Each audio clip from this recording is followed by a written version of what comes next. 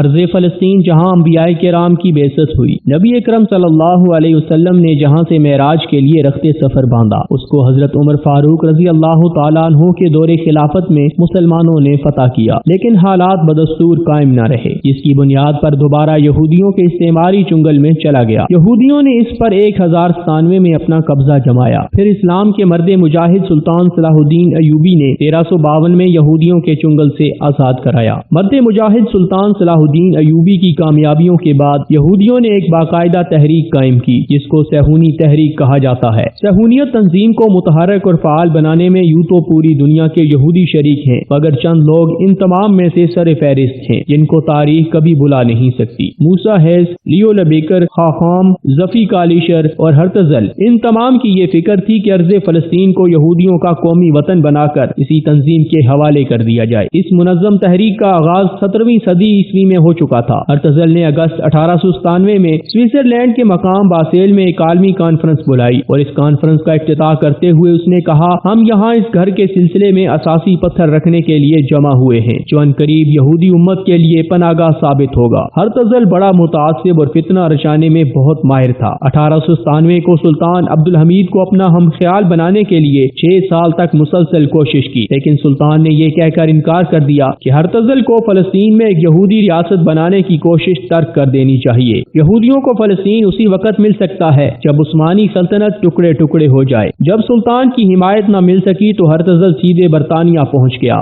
جب ترکوں سے لڑائی شروع ہوئی تو حکومت برطانیہ راضی ہو گئی۔ اس مقصد کے واسطے برطانیہ نے 1917 میں یہودیوں سے ایک خفیہ معاہدہ کر لیا جو اعلان بلفور کے نام سے مشہور ہے۔ برطانوی وزیر خارجہ لارڈ بلفور نے 27 نومبر 1917 میں فلسطین میں یہودیوں کی آبادی کی مناسبت سے ایک الگ ملک قائم کرنے پر زور دیا۔ دوسری جنگ عظیم سے ہوش سنبھالنے کے بعد برطانیہ نے 1947 میں فلسطین کا معاملہ اقوام متحدہ کے حوالے کر دیا۔ چنانچہ برطانیہ نے اعلان کر دیا کہ وہ فلسطین سے اپنی حکومت 15 مئی 1948 کو ختم کر دے گا۔ اسی سال 29 نومبر 1947 کو اقوام متحدہ کی جنرل اسمبلی میں ایک غیر اخلاقی اور غیر قانونی قرارداد منظور کرائی گئی جس میں فلسطین کو 2 حصوں میں تقسیم کر دیا گیا۔ UN کی بنائی گئی کمیٹی کی ظالمانہ تقسیم کے مطابق 54.7% کے علاقے پر صرف 6% پر یہودیوں کی ریاست اسرائیل بنا دی گئی۔ 44.8% فلسطین کو 94% فلسطین کے مالک مسلمانوں کے پاس رہنے دیا گیا، جبکہ قدس اور بیت اللحم شہر کے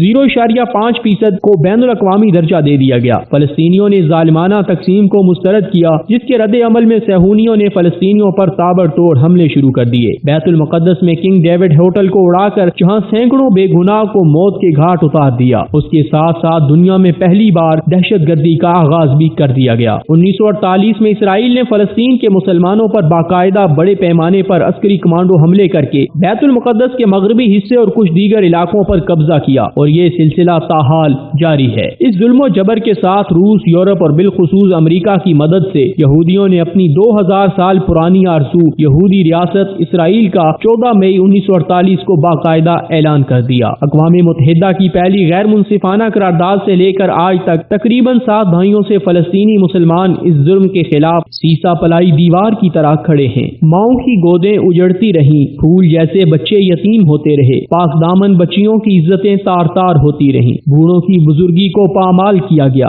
جوانوں کو ابدی نیند سلا دیا گیا۔ یہ سب کچھ اہل فلسطین پر بیت رہا تھا اور امت مسلمہ تماشا دیکھ رہی تھی۔ پہلے زخم تاحال تازہ تھے کہ امریکی صدر ڈونلڈ ٹرمپ نے سامراج کے برسوں پہلے ایجنڈے کی تکمیل کا اعلان کر کے امت مسلمہ اور خصوصاً اہل فلسطین کے ان زخموں پر نمک چھڑک کر مسلمانان عالم کے ایمانی جذبات کو مشتعل کر دیا۔ لیکن اب کی بار صرف فلسطینی ہی نہیں بلکہ دنیا کے کونے کونے میں بسنے والے مسلمان قبلہ اول کے دفاع کے لیے جان مال کی بازی لگانے سے گریز نہیں کریں گے، جس کی جھلکیاں امریکی صدر کے احمقانہ بیان کے بعد ہم مختلف ممالک میں دیکھ رہے ہیں۔ تنگ آمد بجنگ آمد کی مصداق امت مسلمہ اب کی بار کسی کو خاطر میں نہیں لائے گی۔ اس ساری صورتحال میں دیگر اسلامی ممالک کا اپنا اپنا کردار وہ اپنے اندازے کے مطابق ادا کریں گے، لیکن یہ ایک اٹل حقیقت ہے کہ اس گھڑی میں امت مسلمہ کی عموماً اور اہل فلسطین کی نظریں خصوصاً پاکستان کے اوپر جمی ہوئی ہیں۔ واحد اسلامی ایٹمی قوت ہونے کے ناطے اور دنیا کی طاقتور فوج رکھنے کے ناطے مظلوم مسلمان پاکستان سے بڑی امیدیں لگائے بیٹھے ہیں۔ اس وقت ظلم کی چکی میں پستے مظلوم مسلمان چاہے وہ فلسطین میں ہوں یا کشمیر میں، عراق میں ہوں یا شام میں، برما میں ہوں یا افغانستان میں، سب کی نگاہیں پاکستان، ترکی ترکی اور سعودی عرب پر جمی ہوئی ہیں۔ اس لیے اہلیان پاکستان کو بیدار ہونا ہوگا اور اپنے دینی جذبات کا اظہار کرنا ہوگا۔ دنیا کو دکھانا ہوگا کہ پاکستان کے ہوتے ہوئے حرمین شریفین اور قبلہ اول بیت المقدس کے حوالے سے یہود و نصارہ کے مذموم مقاصد کبھی بھی پورے نہیں ہو سکتے۔